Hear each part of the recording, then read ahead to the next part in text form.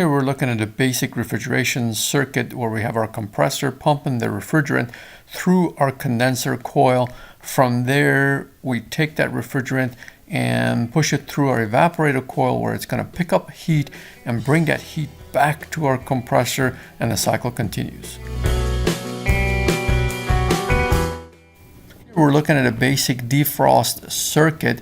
Current flows through the line, goes through our defrost timer. From there goes through our defrost thermostat that needs to be satisfied.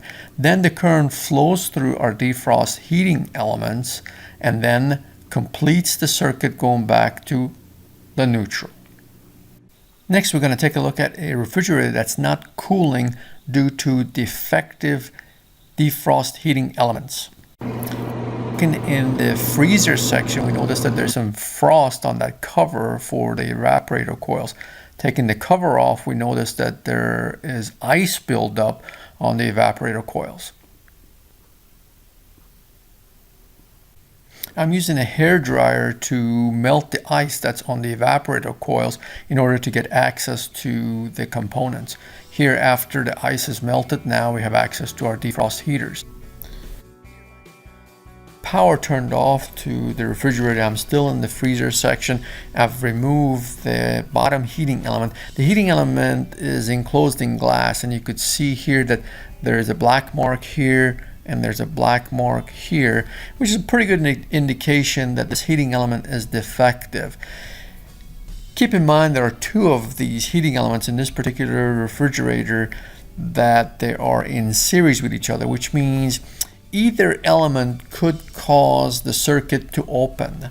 So before I call this heating element circuit defective, I'm going to take it out of the freezer and put an ohm meter across the two terminals to see if I get any continuity or not. If I don't get any continuity, then the heating element circuit is defective, and you can buy these as a pair.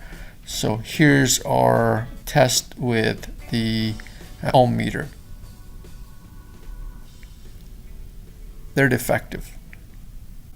Next, I'm going to put the refrigerator into its defrost cycle by manually turning the knob on the defrost timer.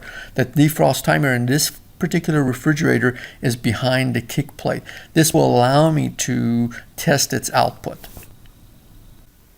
While we are in a defrost mode, I'm going to check to see if our defrost timer is actually working by sending voltage to our heating elements. So there's one leg of the heating element that I have disconnected, and I'm connected to the two terminals that they provide power to our heating elements, and I can see the meter is reading 121 volts. So it tells me that our defrost timer is actually doing what it's supposed to be doing. One more thing to keep in mind while you're troubleshooting is the defrost thermostat. As you could see in the circuit to the left, that defrost thermostat is in series with our defrost heating elements. And if that defrost thermostat is at its cutout point, which is in this particular case is 40 degrees Fahrenheit, we will not get power to our defrost heating elements. This is to ensure that once the temperature gets to 40 degrees, we shut off those heaters. Here we have our new defrost heating elements, and as you will notice, they're connected to each other in series and they have the proper connections. All we have to do is plug them in. In this section, you will see that I have the heating elements installed and doing a check so you can see what a good heating element set should read. In this particular case, we're reading around 22.4 ohms.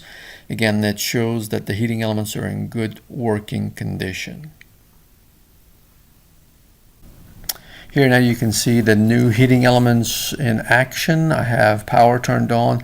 Our defrost timer is actually in the defrost cycle. You can see the bottom element came on. Here's the top element glowing.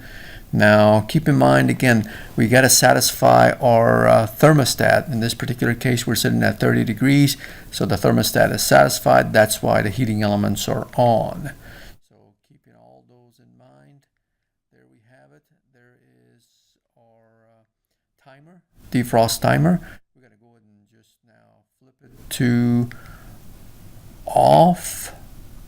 We're out of defrost mode, and our heating elements should be turning off. As you can see, they're losing their glow. There you have it. It is back in good working condition.